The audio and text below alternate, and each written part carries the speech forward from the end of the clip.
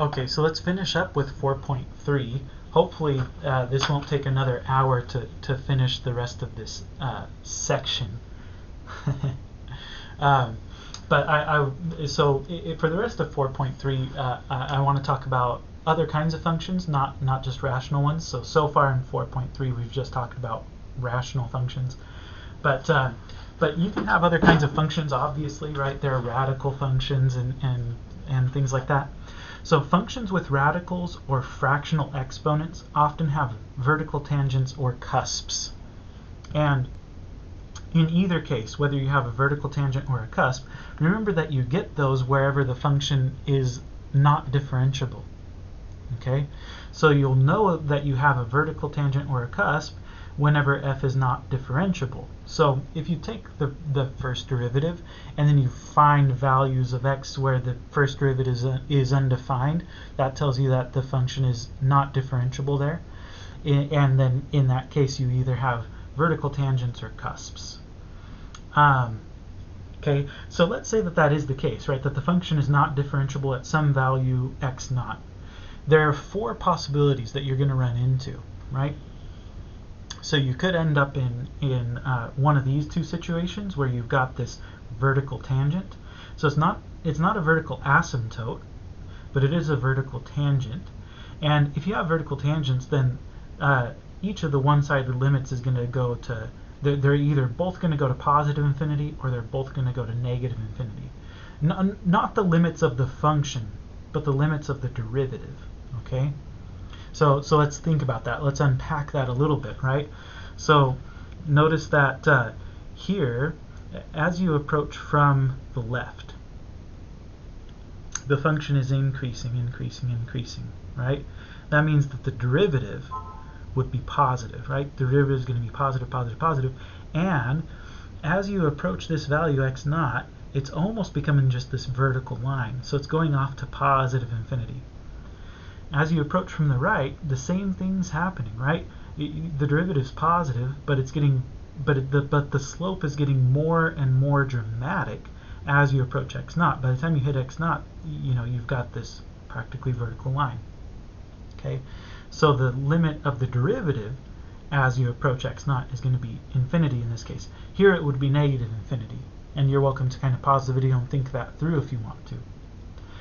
In the case where you have cusps, what happens is that the function is not differentiable at x naught, but also if you look at the limit as x approaches x naught of the derivative, from one side you're going to be approaching negative infinity, and from the other side you're going to be approaching positive infinity. This is a case where as you approach from the right, the derivative is going to negative infinity.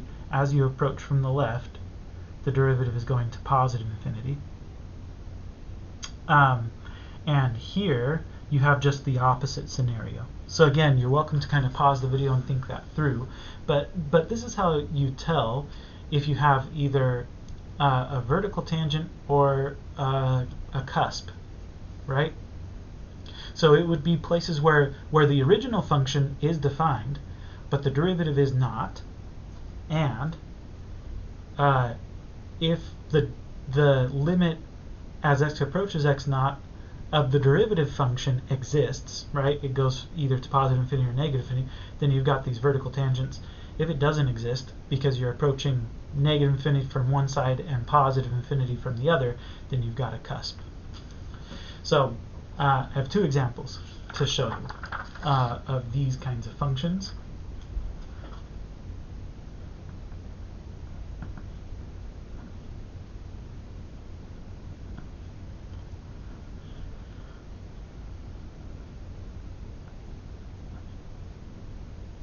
Okay, so let's graph y equals x minus 4 to the 2/3.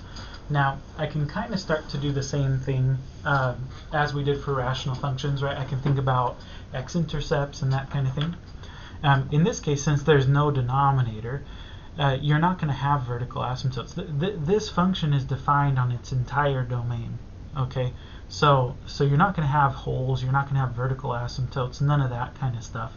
But you could, you could have X-intercepts, and in this case, you do have an X-intercept. So as far as the X-intercept is concerned, we would set x minus 4 to the 2/3 equal to 0, and then solve. So I can raise both sides to the 3/2 and get x minus 4 equals 0 to the 3/2 is still just 0, and then add 4. You get x equals 4. Okay, so you've got an x-intercept at 4. I can find my y-intercept as well if I have one. I think I do in this case. So y-intercept, you would plug in 0 for x, right? You would say y equals 0 minus 4 to the 2/3. Let's see, negative 4 to the 2/3 power is not a nice number. It's a real number, it's just irrational. Cube root of 4 is irrational, so cube root of 4 squared would be as well. Or the cube root of 4 squared, yeah, would be as well. Let me see about how much it is though. Negative 4 to the 2/3 power is about 2.5. We'll say it's about 2.5. Okay, so we've got our intercepts taken care of. Like I said, there's not gonna be any vertical asymptotes. We could still look at the end behavior.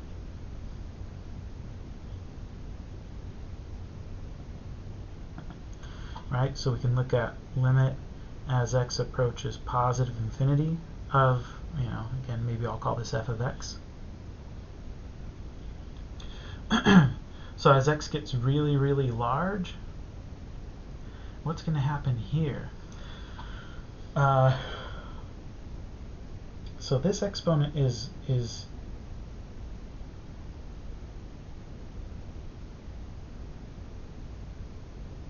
well, it doesn't matter. I was going to say this exponent is less than 1, but that doesn't matter. As x gets really large, this number is getting large. This number is still going to get large. Okay, what about as x goes to negative infinity? As x goes to negative infinity, this number is going to get really big in the negative direction. The cube root of that is still going to be a really big negative number, but then when you square that, when you square it, you're going to get a really big positive number, right? So I think this is also going to positive infinity in both directions. Well, okay, so that's good to know, I suppose. It certainly doesn't seem like we have any horizontal asymptotes then. Maybe you could have an oblique asymptote, but I don't know of any good way to tell that when you're dealing with this kind of function. So we'll just kind of leave it at that. So, so far all we know is that we've got this x-intercept at 4 and this y-intercept at somewhere close to 2.5. So I think we need to do a little bit more calculus in order to kind of figure out what's going on, right? I mean, I can plot what I know.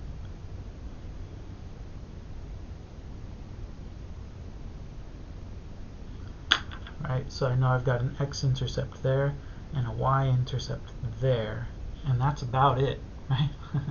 That's all I know so far. The end behavior is positive infinity in both cases, so like this is going to grow and it's going to grow that way, but I don't know really what the curve looks like in the middle, so let's do some calculus. Let's see if we can find, let's see if there are any maxima or minima.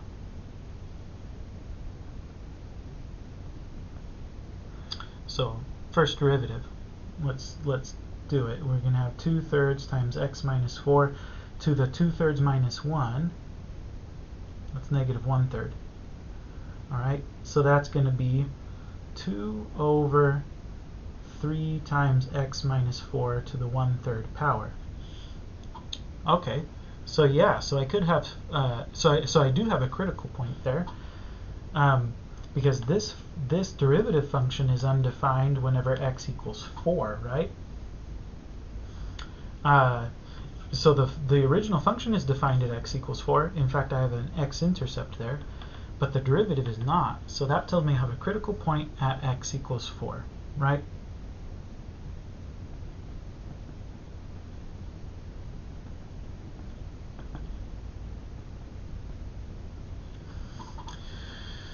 Okay. It's a critical point, and moreover, I know that it's one of these two cases. It's either a vertical tangent or it's a cusp. So to figure out which, I should look at the limit as x approaches 4 of the derivative function. So if I look at limit as x approaches 4 from the right of f prime of x, so not f of x, but f prime of x, what do we get? So as we approach 4 from the right, so I'm plugging in values slightly larger than 4. So this is going to be a positive number.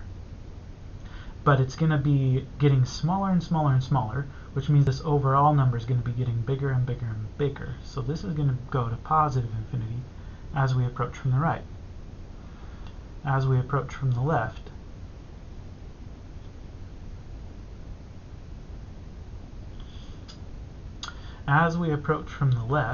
so I'm going to plug in something slightly less than 4, like 3.9 or whatever. So that would be a negative number. But as I get closer and closer to 4, it becomes smaller and smaller and smaller. So it's going to be a really small negative number, which means my overall number is going to be a really big negative number. So this is going to go to negative infinity. Okay, so I've got a cusp. Right, so it's a cusp.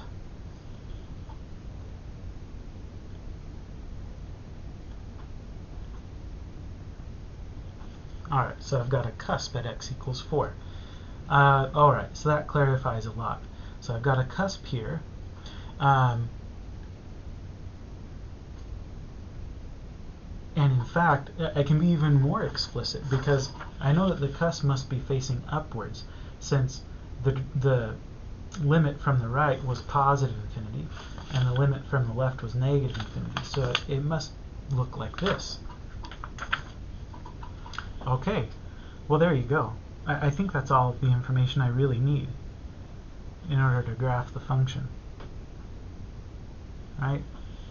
It must look something like that. I suppose I could go and find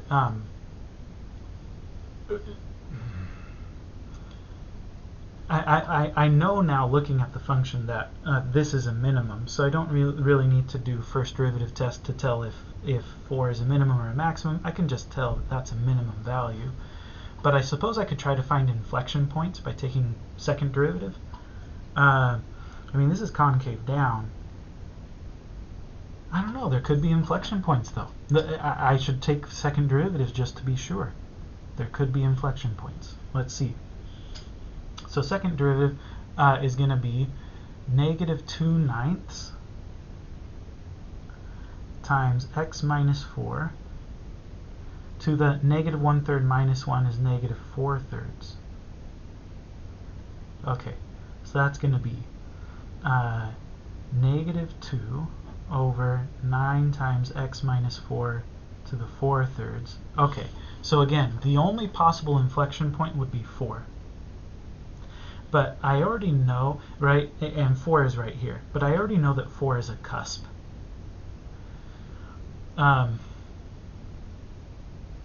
So the only way it could be an inflection point is if it changed from concave down over here to concave up over here. Now that could happen if the function did this.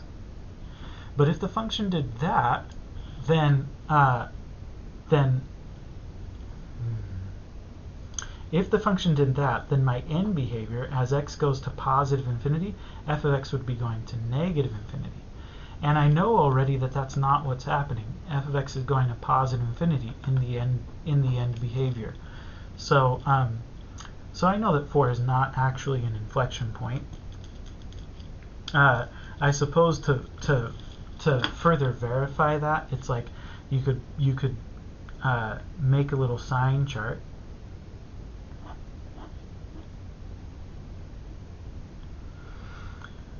And look at stuff to the left of 4, then look at stuff to the right of 4. And if I plug in a value to the left of 4, like 0, this is going to be negative 4 to the 4/3. Cube root of negative 4 is going to be something negative, but then when I raise that to the 4th power, it's going to be positive, right? Then I'm going to multiply that by 9, still get something positive. Do 2 divided by that, still going to be positive, but then that negative sign is going to make this thing negative. Okay? So I'm concave down.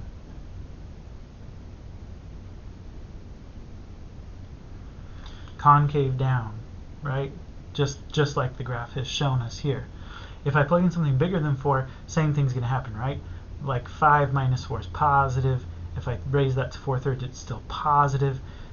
2 divided by 9 times that is going to be positive, and then that's going to make it negative. So I'm still going to be concave down. Okay, so 4 is not an inflection point because I'm not changing from concave up to concave down. I'm going from concave down, and then it's still concave down, right? Okay, so I'm confident that's what my graph looks like. Okay, so that's that one. Let's do another one. Let's do f of x equals 6x to the 1/3 plus 3x to the 4/3. Okay, so I'll let you give the video a pause and see if you can try that one out on your own.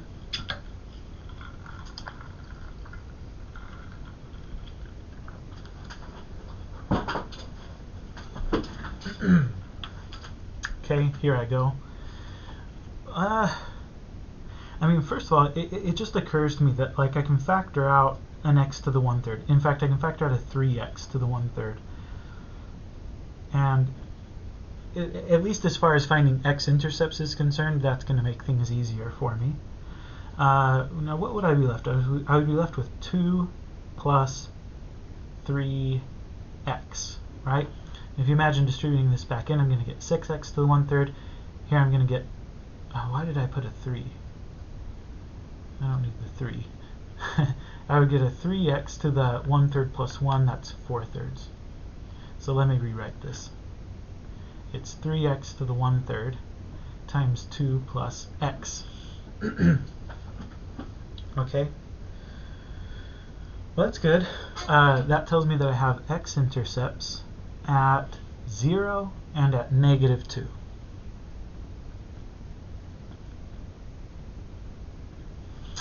What about a y-intercept? So y-intercept, if I plug in 0 for x, oh, it's just 0. Oh, of course, right? That is my x-intercept and my y-intercept. So I don't get any new kind of useful information from looking for a y-intercept there. Okay. What about end behavior?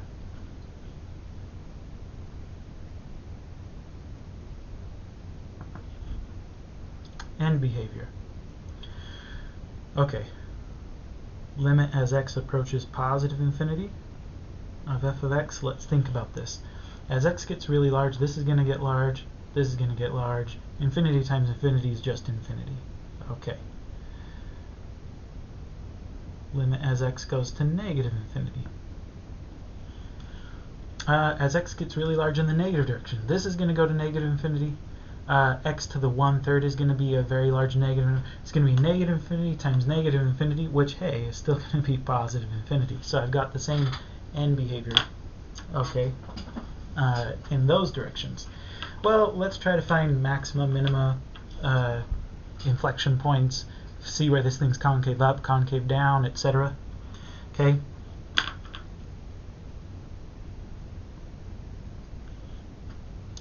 So f prime is going to be 6 times 1/3 is 2, right? So it's going to be 2x to the -2/3 plus 3 times 4/3 is 4x to the 1/3.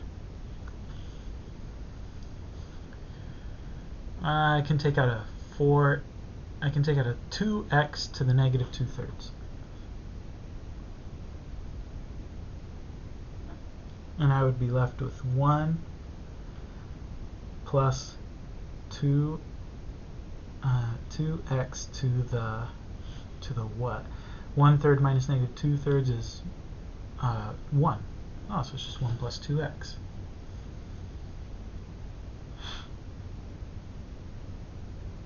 Okay.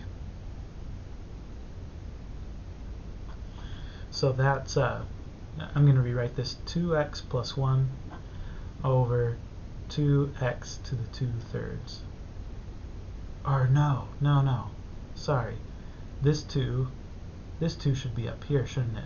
So maybe I'll call it 4x. I'll just leave it factored. 2 times 2x plus 1. So it's 2 times 2x plus 1 over x to the 2/3. Right? That's okay. So that's really what I've got. All right. Very good. So I've got. So I do have a place where the function is undefined. It's or the derivative function, that is, right? So the original function is not differentiable when x equals 0. So that could be a cusp, or it could be a vertical tangent. And then I've got another critical point at, it looks like x equals -1/2. So that could be a maximum or minimum. Okay, so let's see.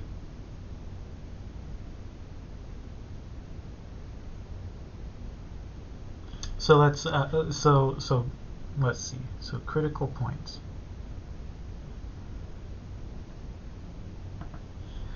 are 0 and -1/2. Okay, so maybe I'll make a sign chart now.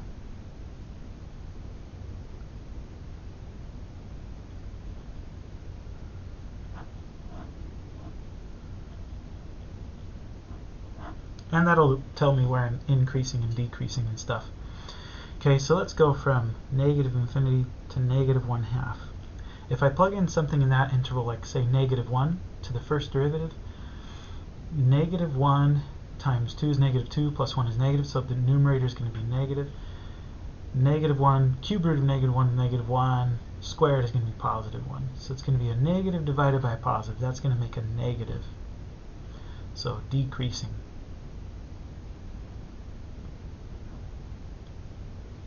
Then I can go from -1/2 to 0. A little more difficult, I guess, to choose a test point in there, but we can plug in something like -1/4. If I plug in -1/4 times 2, that's going to be -1/2, plus 1 is going to be +1/2, so I'm going to get a positive there. The denominator is always going to be positive because I'm going to square whatever result I get, so I'm positive here. It means I'm increasing. It also tells me that -1/2, if I'm decreasing and then increasing, -1/2 must be a minimum. Right, so there's a relative minimum there. Then I can go from 0 to infinity, and we can plug in something like maybe 1. If I plug in 1, 2 times 1 is 2. Plus 1 is 1. Positive over positive is going to be positive, so I'm still increasing. Okay, so 0 is not a maximum or a minimum, okay? But it is either a cusp or a vertical tangent line.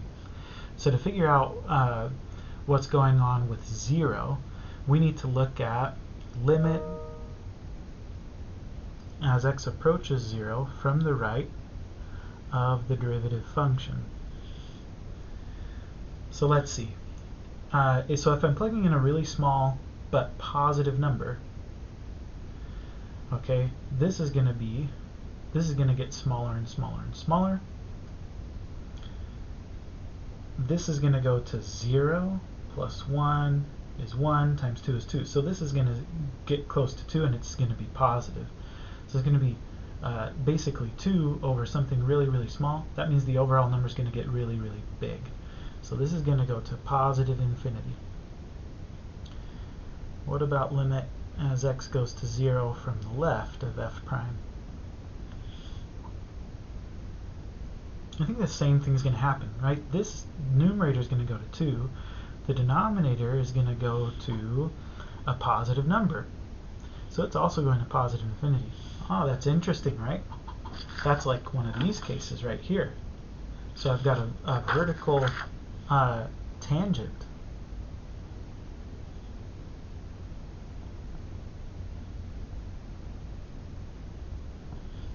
Okay, I think I've got enough information probably to graph this thing.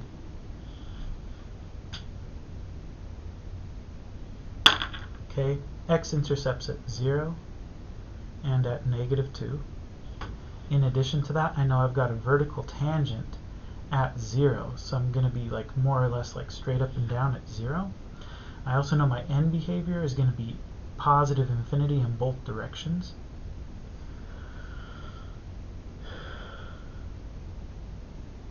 And I also know that I've got a minimum value at -1/2.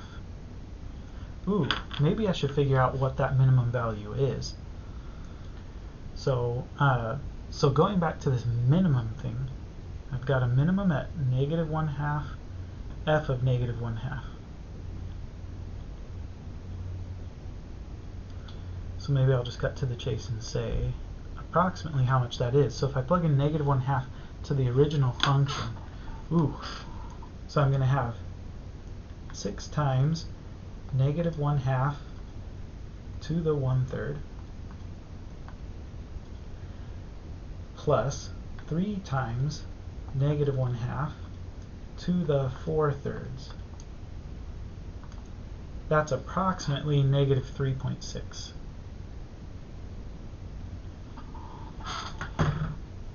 Okay, good. So there's my minimum value. So I've got a minimum at -1/2, -3.6. 1, 2, 3, 4. So right about there, we'll say. Okay. So I maybe I should find, I did this on the last problem too. I keep forgetting to do the whole concavity thing. So maybe let's do that now. Let's find second derivative before I go to draw this function. So second derivative, let's see. First derivative was here.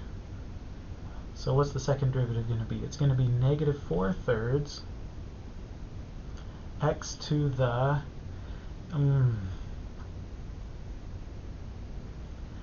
x to the -5/3, right? I just realized I'm going to get, well, maybe it's not a problem. Okay, so -4/3 x to the -5/3, and then plus 4/3, at least that's nice, x to the -2/3. Okay, I can factor out a 4/3. Actually, I'm going to factor out I'll factor out a 4/3 x to the -5/3. What would I be left with?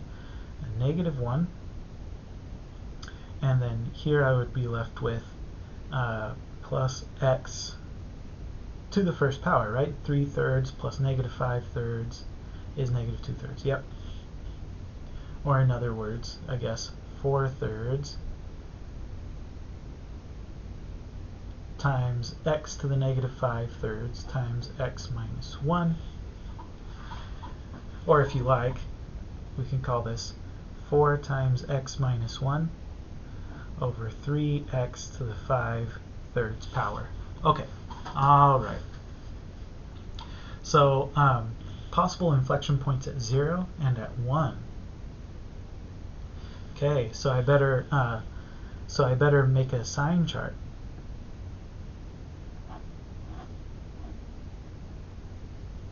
This will tell me about concavity, right?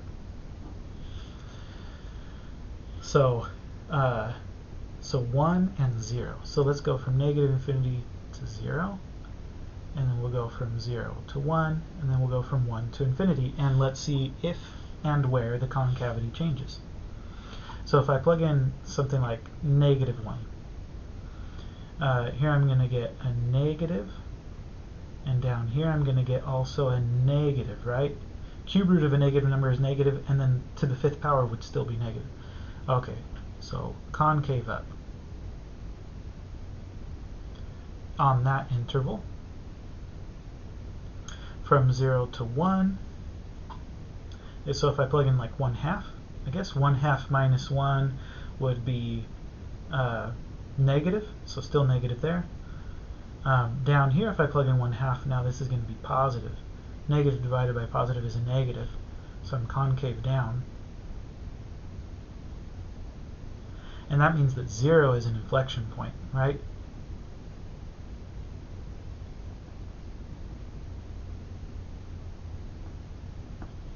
Okay. And then 1 to infinity. So if I plug in something like 2, 2 minus 1 is positive. Down here it's going to be positive, so I'm back to positive. It's concave up again. Ooh, interesting. So that tells me that 1 is also an inflection point. I'm glad I did this. I'm glad I checked this out. So I've got inflection points at 0, 0, and then at 1, so what do I get if I plug in 1? I get 1 to the 1/3 is 1, 1 to the 4/3 is 1, I get 6 plus 3 is 9. Ooh, that's way up here. 6, 7, 8, 9. So the point 1, 9 is an inflection point. Okay, so let me try this out. I know that I'm concave up until I get to this point right here, and then I'm going to be concave down. So, so I think I'm going to have this, and then I've got a switch, right? So it's concave down. You see how the curvature is right here? It's switched so that this part of it is kind of curving a little bit, so it's concave down. And then I've got a switch here to be concave up again, right? So it does almost like a little cubic thing. So that's what I'm thinking that function looks like. Wow, what a complicated beast. Let me see. What does this look like in Desmos? Whoops.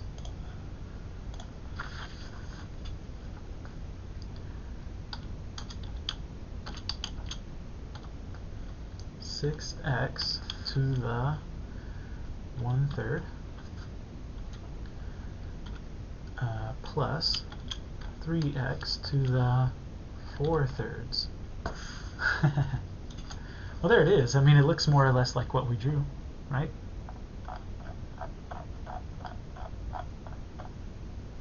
Yeah. I could have done a little better job of doing that vertical tangent line, I guess. But yeah, concave up. And then you got the vertical tangent line, and then up here at 9, we've got this inflection point, right? At at the point 1, 9, we've got this inflection point where it changes from being concave down back to being concave up. Wow, that's really complicated. But there you go. That's what that function looks like. Anyway, so hopefully you get the idea that you can really graph anything. When you have calculus at your disposal, you can graph any function. And so I want to give you just one more example. I'll call this example 3. The example 1 in the previous video was all rational functions. Example 2 was all fractional exponent kinds of problems. But here, you can graph anything. So let's graph y equals e to the negative x squared over 2.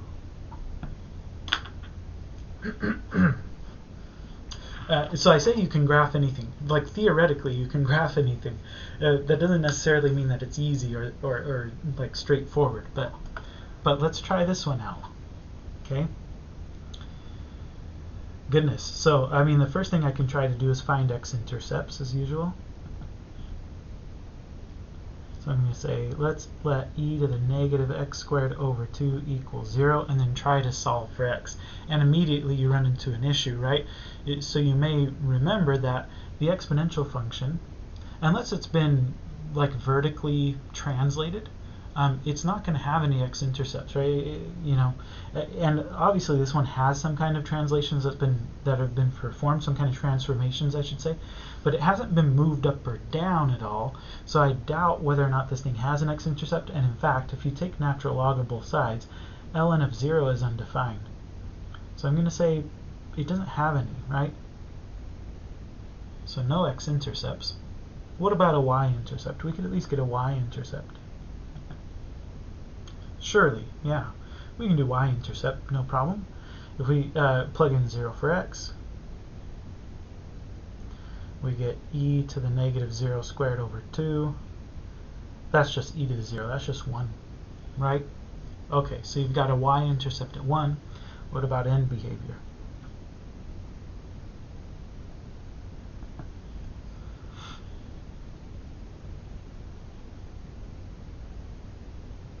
So limit as x approaches positive infinity.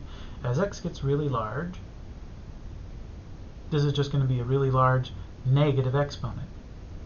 That means this thing's going to get really small, right? So this is going to go to 0, actually.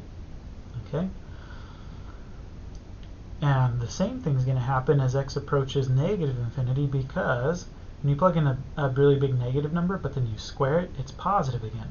But then this negative sign makes it negative again, which means, oh, I should have said, f of x, or whatever.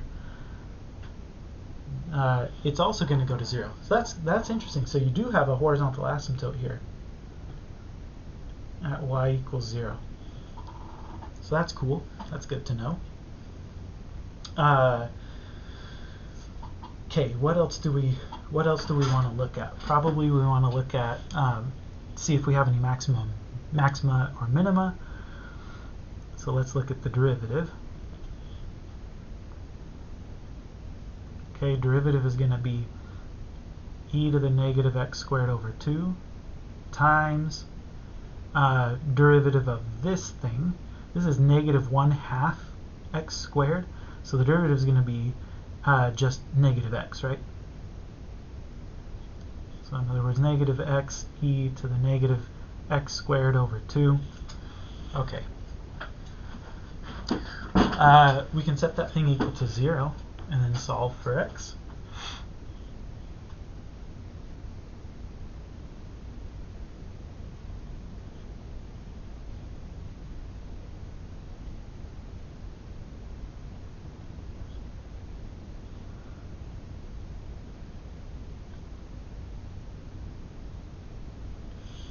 Well, as far as e to the negative x squared over 2 equaling 0, we just talked about how that never happens. So you don't get any solutions there, but you do get x equals 0, right? So so that's your one possible critical point.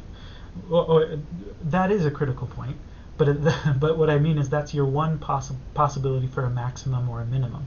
So let's see. So let's make a sign chart, right?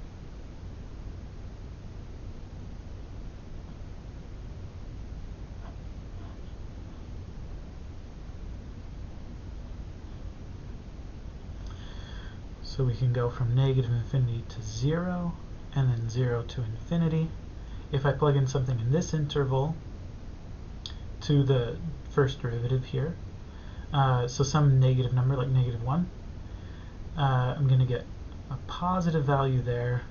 E to the negative x over 2. I mean, that's always going to be positive, right?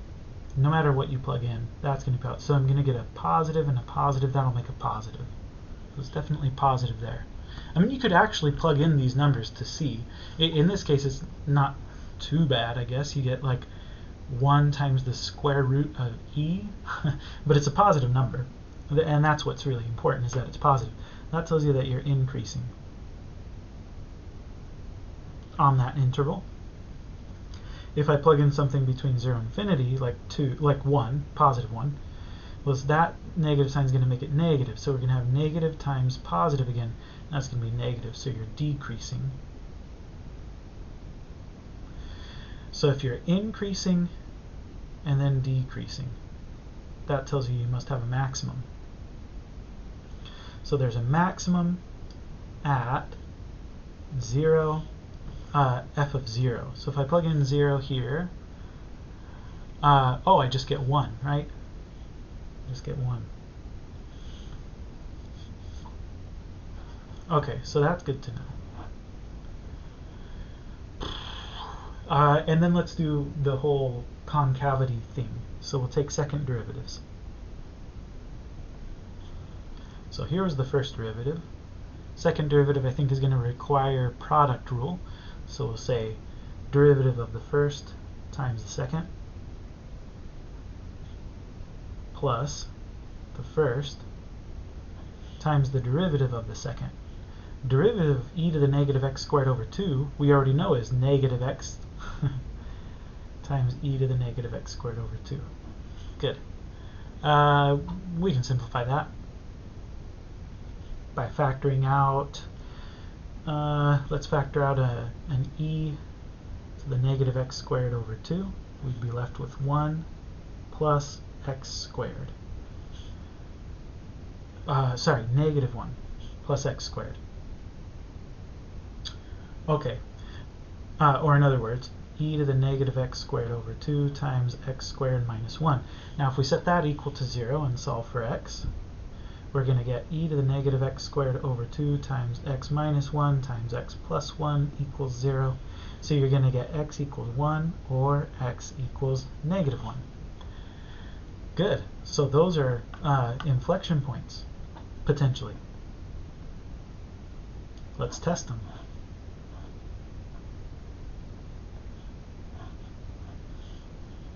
So I can go from negative infinity to negative 1, then from negative 1 to 1, and then from 1 to infinity. And let's see. So plugging in, say, negative 2 to f double prime here, if I plug in negative 2, negative 2 squared is positive 4. Positive 4 minus 1 is positive 3, but it's positive, so I'm going to have a positive here. This thing is always going to be positive. No matter what I plug in for x, it's always going to be positive. So we're positive, concave up. If I plug in something between negative 1 and 1, like 0, well, this time this is always positive, right? Like we've been saying. This thing is going to be negative now. If I plug in 0, positive times a negative is going to be negative, so concave down. And then finally, if I plug in something like 2, I think I'm going to be positive again, so concave up. And that tells you, sure enough, right? So negative 1 is an inflection point. We could find the y-coordinate for that by plugging this into the original function. So if you plug in negative 1 squared is positive 1. This negative sign makes it negative again. So this is e to the negative 1/2. E to the negative 1/2 would be 1 over e to the positive 1/2. Or in other words, 1 over square root of e. Right? 1 over square root of e. So that's about how much is that?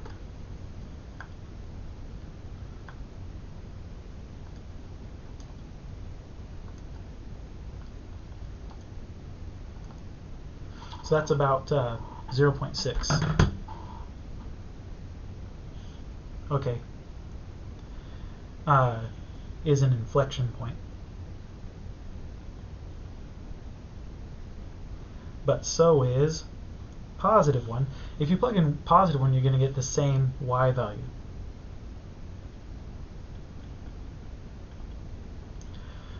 Or positive 1, sorry. So these two things are inflection points. Okay, I think that gives us enough information to graph this thing. Let's do it. Actually, oh, okay, so let's do this. So, no x-intercept. We have a y-intercept of 1. That y-intercept happens to be the maximum value. Okay. We also know that we've got a horizontal asymptote at y equals 0. So we also know this. And since there are no x-intercepts, we know that that horizontal asymptote never gets crossed. So I suspect that it kind of does a little thing like that, right? Like maybe I should draw the graph a little bigger. Maybe I'll put 1 all the way up here. So what I suspect happens is that you get a little bump. And if that's the case, then you should have, and in fact we know that this is a maximum, so that's got to be what happens. But you've got inflection points at -1.6 and +1, 0.6. So maybe something like, something like this. Alright, so those are inflection points. Between -1 and +1, I'm concave down, right? That's what we discovered here, concave down. So, and that matches with what I've drawn so far. And then from -infinity to -1, I'm concave up, so that's the inflection point, and it kind of turns over, and then it's going to approach 0. And same thing happens here. Turns over, starts to approach 0. And that's what that function looks like. Okay. I know I'm running long yet again, so I'm going to leave it up to you to check that in Desmos. But yeah, so you can graph any function using these calculus techniques, so it's really nice.